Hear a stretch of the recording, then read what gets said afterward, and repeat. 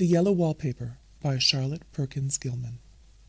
It is very seldom that mere ordinary people like John and myself secure ancestral halls for the summer. A colonial mansion, a hereditary estate, I would say a haunted house, and reach the height of romantic felicity, but that would be asking too much of fate. Still, I will proudly declare that there is something queer about it. Else, why should it be let so cheaply? And why have stood so long untenanted? John laughs at me, of course, but one expects that in marriage. John is practical in the extreme. He has no patience with faith, an intense horror of superstition, and he scoffs openly at any talk of things not to be felt and seen and put down in figures. John is a physician, and perhaps, I would not say it to a living soul, of course, but this is dead paper and a great relief to my mind, perhaps that is one reason I do not get well faster. You see, he does not believe I am sick. And what can one do? If a physician of high standing and one's own husband assures friends and relatives that there is really nothing the matter with one but temporary nervous depression, a slight hysterical tendency, what's one to do? My brother is also a physician, and also of high standing, and he says the same thing. So I take phosphates or phosphites, whichever it is, and tonics, and journeys, and air, and exercise, and am absolutely forbidden to work until I am well again. Personally, I disagree with their ideas. Personally, I believe that congenial work with excitement and change would do me good. But what is one to do? I did write for a while in spite of them, but it does exhaust me a good deal, having to be so sly about it, or else meet with heavy opposition. I sometimes fancy that my condition, if I had less opposition and more society and stimulus.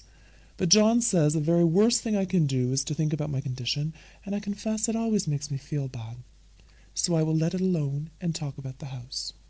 The most beautiful place. It is quite alone, standing well back from the road, quite 3 miles from the village. It makes me think of English places that you read about, for there are hedges and walls and gates that lock, and lots of separate little houses for the gardeners and people. There is a delicious garden. I never saw such a garden, large and shady, full of box-bordered paths, and lined with long, grape-covered arbors with seats under them. There were greenhouses, too, but they are all broken now. There was some legal trouble, I believe, something about the heirs and co-heirs. Anyhow, the place has been empty for years. That spoils my ghostliness, I'm afraid, but I don't care. There's something strange about the house. I can feel it. I even said so to John one moonlight evening, but he said what I felt was a draught and shut the window. I get unreasonably angry with John sometimes. I'm sure I never used to be so sensitive. I think it's due to this nervous condition. But John says if I feel so, I shall neglect proper self-control, so I take pains to control myself, before him at least, and that makes me very tired. I don't like our room a bit. I wanted one downstairs that opened on the piazza and had roses all over the window and such pretty old-fashioned chintz hangings, but John would not hear of it. He said there was only one window, and not room for 2 beds, and no near room for him if he took another. He is very careful and loving, and hardly lets me stir without special direction. I have a scheduled prescription for each hour in the day. He takes all care for me, and so I feel basely ungrateful not to value it more. He said when we came here solely on my account that I was to have perfect rest and all the air I could get. Your exercise depends on your strength, my dear, said he, and your food somewhat on your appetite, but air you can absorb all the time. So we took the nursery at the top of the house. It is a big, airy room, the whole floor nearly, with windows that look all ways, and air and sunshine galore.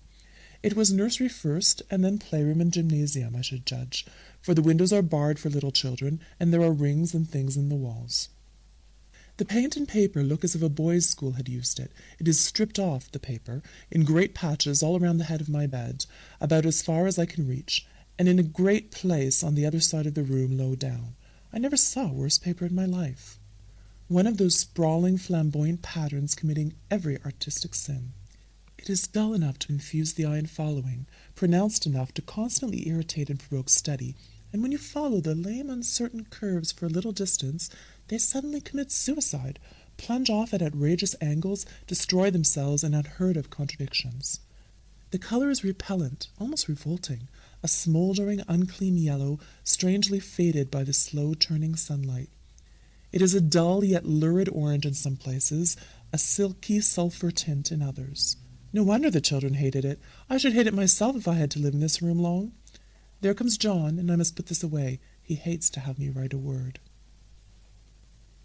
We have been here 2 weeks, and I haven't felt like writing before since that first day.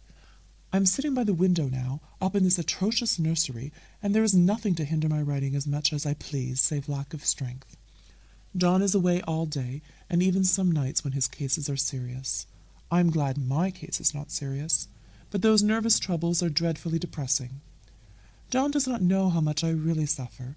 He knows there is no reason to suffer, and that satisfies him. Of course it is only nervousness. It does weigh on me so not to do my duty in any way. I meant to be such a help to John, such a real rest and comfort, and here I am a comparative burden already. Nobody would believe what an effort it is to do what little I am able, to dress and entertain and other things. It is fortunate that Mary is so good with the baby, such a dear baby, and yet I cannot be with him. It makes me so nervous. I suppose John was never nervous in his life. He laughs at me so about this wallpaper. At first he meant to repaper the room, but afterwards he said I was letting it get the better of me, and that nothing was worse for a nervous patient than to give way to such fancies. He said that after the wallpaper was changed it would be the heavy bedstead, then the barred windows, and then that gate at the head of the stairs, and so on. You know the place is doing you good, he said, and really, dear, I don't care to renovate the house just for a 3 months' rental. Then do let us go downstairs, I said. There's such pretty rooms there. Then he took me in his arms and called me a blessed little goose, and said he would go down to the cellar if I wished, and have it whitewashed into the bargain. But he is right enough about the beds and windows and things. It is an airy and comfortable room as any one need wish, and of course I would not be so silly as to make him uncomfortable just for a whim. I'm really getting quite fond of the big room, all but that horrid wallpaper. Out of one window I can see the garden, those mysterious deep-shaded arbors, the riotous old-fashioned flowers, and bushes and gnarly trees. Out of another I get a lovely view of the bay and a little private wharf belonging to the estate. There is a beautiful shaded lane that runs down there from the house. I always fancy I see people walking in these numerous paths and arbors, but John has cautioned me not to give way to fancy in the least. He says that with my imaginative power and habit of story-making, a nervous weakness like mine is sure to lead to all manner of excited fancies, and that I ought to try to use my will and good sense to check the tendency. So I try. I think sometimes that if I were only well enough to write a little more, it would relieve the press of ideas and rest me. But I find I get pretty tired when I try. It is so discouraging not to have any advice and companionship about my work. When I get really well, John says we will ask Cousin Henry and Julia down for a long visit, but he says he would as soon put fireworks in my pillowcase as to let me have those stimulating people about now. I wish I could get well faster. But I must not think about that. This paper looks to me as if it knew what a vicious influence it had. There is a recurrent spot where the pattern lolls like a broken neck, and 2 bulbous eyes stare at you upside down. I get positively angry with the impertinence of it and the everlastingness. Up and down and sideways they crawl, and those absurd, unblinking eyes are everywhere. There's one place where 2 barrettes didn't match, and the eyes go all up and down the line, one a little higher than the other. I never saw so much expression in an inanimate thing before, and we all know how much expression they have. I used to lie awake as a child and get more entertainment and terror out of blank walls and plain furniture than most children could find in a toy store. I remember what a kindly wink the knobs of our big old bureau used to have, and there was one chair that always seemed like a strong friend. I used to feel that if any of the other things looked too fierce, I could always hop into that chair and be safe. The furniture in this room is no worse than inharmonious, however, for we had to bring it all from downstairs. I suppose when this was used as a playroom, they had to take the nursery things out, and no wonder. I never saw such ravages as the children have made here. The wallpaper, as I said before, is torn off in spots, and it sticketh closer than a brother. They must have had perseverance as well as hatred. Then the floor is scratched and gouged and splintered. The plaster itself is dug out here and there, and this great heavy bed, which is all we found in the room, looks as if it had been through the wars. But I don't mind it a bit. Only the paper. There comes John's sister. Such a dear girl as she is, and so careful of me. I must not let her find me writing. She is a perfect and enthusiastic housekeeper, and hopes for no better profession. I verily believe she thinks it is the writing which made me sick. But I can write when she is out, and see her a long way off from these windows. There is one that commands the road, a lovely, shaded, winding road, and one that just looks off over the country. A lovely country, too, full of great elms and velvet meadows. This wallpaper has a kind of sub-pattern in a different shade, a particularly irritating one, for you can only see it in certain light and not clearly then. But in the places where it isn't faded and where the sun is just so, I can see a strange, provoking, formless sort of figure that seems to skulk about behind that silly and conspicuous front design. There's Sister on the stairs. Well, the 4th of July is over. The people are gone and I am tired out. John thought it might do me good to see a little company, so we just had Mother and Nellie and the children down for a week. Of course, I didn't do a thing. Jenny sees to everything now, but it tired me all the same. John says if I don't pick up faster, he shall send me to Weir Mitchell in the fall. But I won't go there at all. I had a friend who was in his hands once, and she says he is just like John and my brother, only more so. Besides, it is such an undertaking to go so far. I don't feel as if it was worth while to turn my hand over for anything, and I'm getting dreadfully fretful and querulous. I cry at nothing, and cry most of the time. Of course I don't when John is here, or anybody else, but when I am alone. And I am alone a great deal just now. John is kept in town very often by serious cases, and Jenny is good and lets me alone when I want her to. So I walk a little in the garden, or down that lovely lane, sit on the porch under the roses, and lie down up here a good deal. I'm getting fond of the room in spite of the wallpaper, perhaps because of the wallpaper. It dwells in my mind so. I lie here on this great immovable bed. It is nailed down, I believe, and follow that pattern about by the hour. It is as good as gymnastics, I assure you. I start, we'll say, at the bottom, down in the corner over there where it has not been touched, and I determine for the 1000th time that I will follow that pointless pattern to some sort of conclusion. I know a little of the principle of design, and I know this thing was not arranged on any laws of radiation or alternation or repetition or symmetry or anything else that I ever heard of. It is repeated, of course, by the breaths, but not otherwise. Looked at in one way, each breath stands alone, the bloated curves and flourishes, a kind of debased Romanesque with delirium tremens, go waddling up and down in isolated columns of fatuity. But, on the other hand, they connect diagonally, and the sprawling outlines run off in great slanting waves of optic horror, like a lot of wallowing seaweeds in full chase. The whole thing goes horizontally, too, at least it seems so, and I exhaust myself in trying to distinguish the order of its going in that direction. They have used a horizontal breadth for a frieze, and that adds wonderfully to the confusion. There is one end of the room where it is almost intact, and there, when the cross-lights fade and the low sun shines directly upon it, I can almost fancy radiation after all. The interminable grotesques seem to form around a common center and rush off in headlong plunges of equal distraction. It makes me tired to follow it. I will take a nap, I guess. I don't know why I should write this. I don't want to. I don't feel able. And I know John would think it absurd, but I must say what I feel and think in some way. It is such a relief. But the effort is getting to be greater than the relief.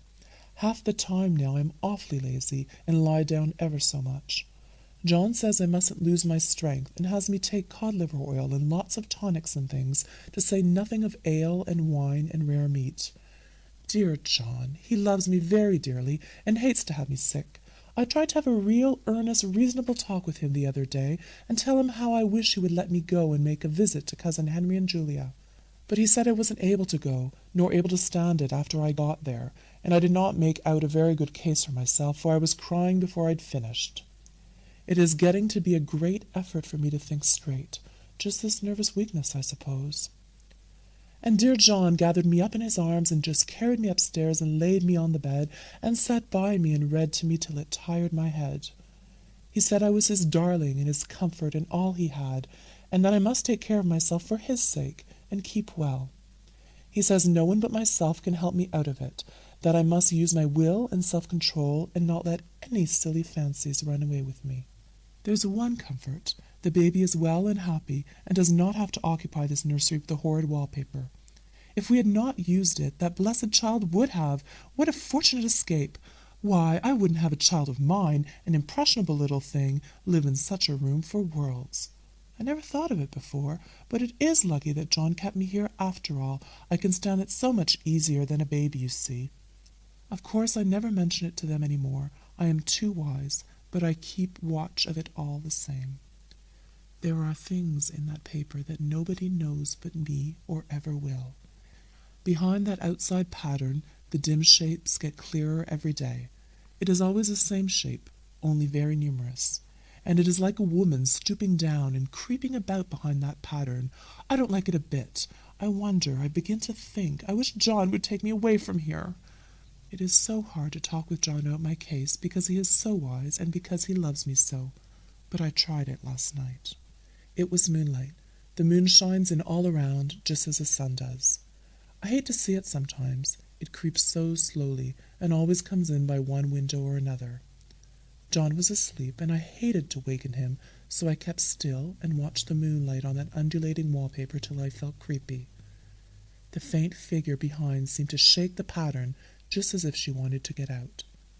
I got up softly and went to feel and see if the paper did move, and when I came back John was awake. "What is it, little girl?" he said. "Don't go walking about like that, you'll get cold." I thought it was a good time to talk, so I told him that I really was not gaining here, and that I wished he would take me away. "Why, darling," said he, "our lease will be up in 3 weeks, and I can't see how to leave before. The repairs are not done at home, and I cannot possibly leave town just now. Of course, if you were in any danger, I could and would, but you really are better, dear, whether you can see it or not. I am a doctor, dear, and I know. You are gaining flesh and color, your appetite is better. I feel really much easier about you." "I don't weigh a bit more," said I, "nor as much, and my appetite may be better in the evening when you are here, but it is worse in the morning when you are away." "Bless her little heart," said he with a big hug. "She shall be as sick as she pleases. But now let's improve the shining hours by going to sleep, and talk about it in the morning." "And you won't go away?" I asked gloomily. "Why, how can I, dear? It is only 3 weeks more, and then we will take a nice little trip of a few days, while Jenny is getting the house ready. Really, dear, you are better." "Better in body, perhaps," I began, and stopped short, for he sat up straight and looked at me with such a stern, reproachful look that I could not say another word. "My darling," said he, "I beg of you, for my sake and for our child's sake as well as for your own, that you will never for one instant let that idea enter your mind.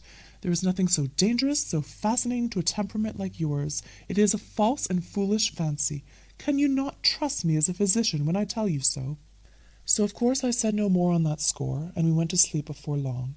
He thought I was asleep first, but I wasn't, and lay there for hours trying to decide whether that front pattern and the back pattern really did move together or separately. On a pattern like this, by daylight, there is a lack of sequence, a defiance of law that is a constant irritant to a normal mind.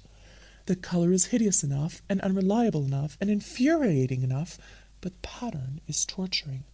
You think you've mastered it, but just as you will get under way in following, it turns a back somersault, and there you are. It slaps you in the face, knocks you down, and tramples upon you. It is like a bad dream.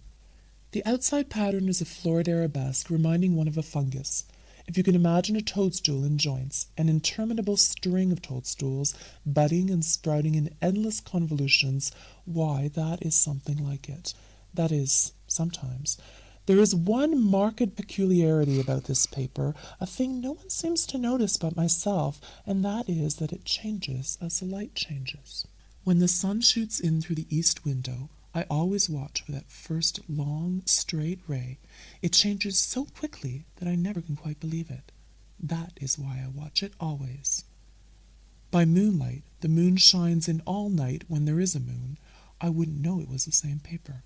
At night, in any kind of light, in twilight, candlelight, lamplight, and worst of all by moonlight, it becomes bars, the outside pattern, I mean, and the woman behind it is as plain as can be. I didn't realize for a long time what that thing was that showed behind, that dim sub-pattern, but now I am quite sure it is a woman. By daylight she is subdued, quiet. I fancy it is the pattern that keeps her so still. It is so puzzling. It keeps me quiet by the hour. I lie down ever so much now. John says it is good for me, and to sleep all I can. Indeed, he started the habit by making me lie down for an hour after each meal.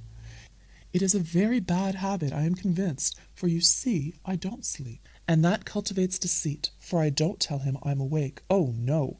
The fact is, I am getting a little afraid of John. He seems very queer sometimes, and even Jenny has an inexplicable look. It strikes me occasionally, just as a scientific hypothesis, that perhaps it is the paper. I have watched John when he did not know I was looking, and come into the room suddenly on the most innocent excuses, and I've caught him several times looking at the paper. And Jenny, too. I caught Jenny with her hand on it once. She didn't know I was in the room, and when I asked her in a very quiet voice, with the most restrained manner possible, what she was doing with the paper, she turned around as if she had been caught stealing, and looked quite angry, asked me why I should frighten her so. Then she said that the paper stained everything it touched, that she had found yellow smooches on all my clothes and John's, and she wished we would be more careful. Did that not sound innocent? But I know she was studying that pattern, and I am determined that nobody shall find it out but myself. Life is very much more exciting now than it used to be. You see, I have something more to expect, to look forward to watch. I really do eat better, and am more quiet than I was. John is so pleased to see me improve. He laughed a little the other day, and said I seemed to be flourishing in spite of my wallpaper. I turned it off with a laugh. I had no intention of telling him it was because of the wallpaper. He would make fun of me. He might even want to take me away. I don't want to leave now until I have found it out. There is a week more, and I think that will be enough. I'm feeling ever so much better. I don't sleep much at night, for it is so interesting to watch developments, but I sleep a good deal in the daytime. In the daytime it is tiresome and perplexing. There are always new shoots on the fungus, and new shades of yellow all over it. I cannot keep count of them, though I have tried conscientiously. It is the strangest yellow, that wallpaper. It makes me think of all the yellow things I ever saw, not beautiful ones like buttercups, but old, foul, bad yellow things. But there is something else about that wallpaper, the smell. I noticed it the moment we came into the room, but with so much air and sun it was not bad. Now that we have had a week of fog and rain, and whether the windows are open or not, the smell is here. It creeps all over the house. I find it hovering in the dining room, skulking in the parlor, hiding in the hall, lying in wait for me on the stairs. It gets into my hair. Even when I go to ride, if I turn my head suddenly and surprise it, there is that smell. Such a peculiar odor, too. I've spent hours in trying to analyze it, to find what it smelled like. It is not bad at first, and very gentle, but quite the subtlest, most enduring odor I ever met. In this damp weather it is awful. I wake up in the night and find it hanging over me. It used to disturb me at first. I thought seriously of burning the house to reach the smell. But now I am used to it. The only thing I can think of that it is like is the color of the paper, a yellow smell. There is a very funny mark on this wall, low down near the mopboard, a streak that runs round the room. It goes behind every piece of furniture except the bed, a long, straight, even smooch, as if it had been rubbed over and over. I wonder how it was done and who did it, and what they did it for. Round and round and round, round and round and round. It makes me dizzy. I really have discovered something at last. Through watching so much at night when it changes so, I have finally found out. The front pattern does move, and no wonder. The woman behind shakes it. Sometimes I think there are a great many women behind, and sometimes only one, and she crawls around fast, and her crawling shakes it all over. Then, in the very bright spots, she keeps still, and in the very shady spots, she just takes hold of the bars and shakes them hard. And she is all the time trying to climb through, but nobody could climb through that pattern. It strangles so. I think that is why it has so many heads. They get through, and then the pattern strangles them off and turns them upside down and makes their eyes white. If those heads were covered or taken off, it would not be half so bad. I think that woman gets out in the daytime, and I'll tell you why privately, "I've seen her. I could see her out every one of my windows. It is the same woman, I know, for she is always creeping, and most women do not creep by daylight. I see her on that long road under the trees, creeping along, and when a carriage comes she hides under the blackberry vines. I don't blame her a bit. It must be very humiliating to be caught creeping by daylight. I always lock the door when I creep by daylight. I can't do it at night, for I know John would suspect something at once. And John is so queer now that I don't want to irritate him. I wish he would take another room. Besides, I don't want anybody to get that woman out at night but myself. I often wonder if I could see her out of all the windows at once. But, turn as fast as I can only see out of one at a time. And though I always see her, she may be able to creep faster than I can turn. I have watched her sometimes away off in the open country, creeping as fast as a cloud shadow in a high wind. If only that top pattern could be gotten off from the under one. I mean to try it, little by little. I have found out another thing, but I shan't tell it this time. It does not do to trust people too much. There are only 2 more days to get this paper off, and I believe John is beginning to notice. I don't like the look in his eyes. And I heard him ask Jenny a lot of professional questions about me. She had a very good report to give. She said I slept a good deal in the daytime. John knows I don't sleep very well at night, for I'm all so quiet. He asked me all sorts of questions too, and pretended to be very loving and kind, as if I couldn't see through him. Still, I don't wonder he acts so, sleeping under this paper for 3 months. It only interests me, but I feel sure John and Jenny are secretly affected by it. Hurrah! This is the last night, but it is enough. John is to stay in town overnight and won't be out until this evening. Jenny wanted to sleep with me, the sly thing, but I told her I should undoubtedly rest better for a night all alone. That was clever, for really I wasn't alone a bit. As soon as it was moonlight and that poor thing began to crawl and shake the pattern, I got up and ran to help her. I pulled and she shook, I shook and she pulled, and before morning we had peeled off yards of that paper, a strip about as high as my head and half around the room. And then when the sun came and that awful pattern began to laugh at me, I declared I would finish it today. We go away tomorrow, and they are moving all my furniture down again to leave things as they were before. Jenny looked at the wall in amazement, but I told her merrily that I did it out of pure spite at the vicious thing.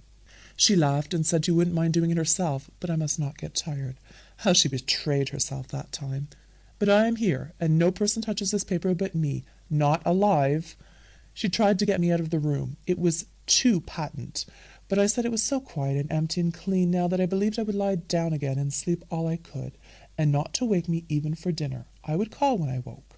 So now she is gone, and the servants are gone, and the things are gone, and there is nothing left but that great bedstead nailed down with the canvas mattress we found on it. We shall sleep downstairs tonight, and take the boat home tomorrow. I quite enjoy the room now that it is bare again. How those children did tear about here! This bedstead is fairly gnawed, but I must get to work. I have locked the door and thrown the key down into the front path. I don't want to go out, and I don't want to have anybody come in till John comes. I want to astonish him. I've got a rope up here, and that even Jenny didn't find. If that woman does get out and tries to get away, I can tie her. But I forgot I could not reach far without anything to stand on. This bed will not move. I tried to lift and push it until I was lame, and then I got so angry I bit off a little piece at one corner, but it hurt my teeth. Then I peeled off all the paper I could reach standing on the floor. It sticks horribly, and the pattern just enjoys it. All those strangled heads and bulbous eyes and waddling fungus growths just shriek with derision. I am getting angry enough to do something desperate. To jump out the window would be admirable exercise, but the bars are too strong even to try. Besides, I wouldn't do it. Of course not. I know well enough that a step like that is improper and might be misconstrued. I don't want to look out the windows even. There are so many of those creeping women, and they creep so fast. I wonder if they all come out of the wallpaper as I did. But I am securely fastened now by my well-hidden rope. You don't get me out in the road there. I suppose I shall have to go back behind the pattern when it comes night, and that is hard. It is so pleasant to be out in this great room and creep around as I please. I don't want to go outside. I won't, even if Jenny asks me to. For outside you have to creep on the ground, and everything is green instead of yellow. But here I can creep smoothly on the floor, and my shoulder just fits in that long smooch around the wall, so I cannot lose my way. Why, there's John at the door. It is no use, young man, you can't open it.